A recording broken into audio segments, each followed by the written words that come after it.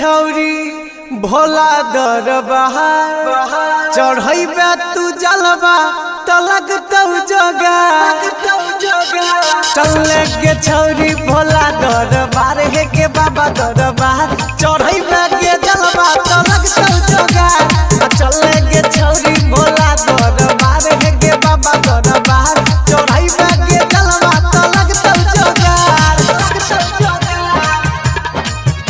चढ़ैबे गे जलवा तलक तौ जगा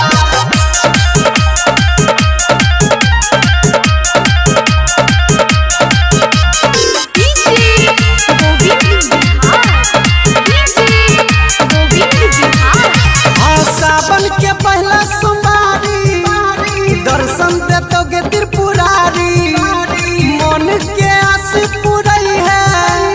सुना दी है गेला चारी सुना दी है गेला चारी परबै हम चारो सोमवारी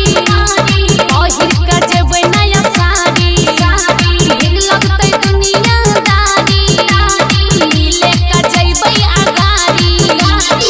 झिम बरसतै हैतै फुहार झिम बरसतै हैतै फुहार चल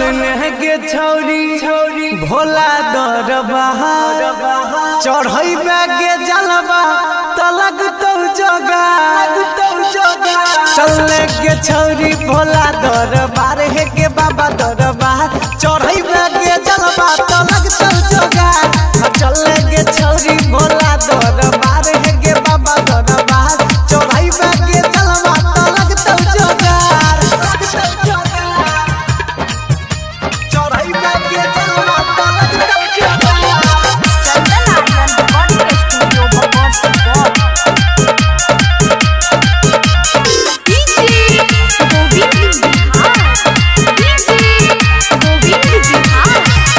गेरुआ रंग के लाल कपड़ा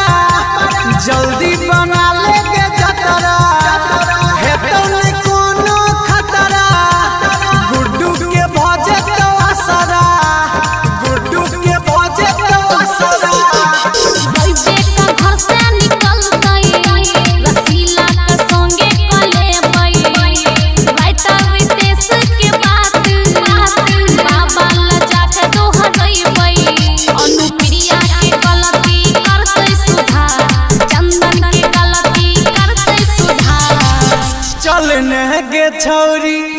भोला दरबार चढ़ैबे तू जलवा तलक तौ जगा चल गे छौरी भोला दरबार हे के बाबा दरबार चढ़ैबे गे जलवा तलक तौ जगा चल गे छौरी भोला दरबार हे के बाबा दरबार चढ़ैबे गे जलवा तलक तौ जगा चंदन आर्यन रिकॉर्डिंग स्टूडियो बकौर सुपौल।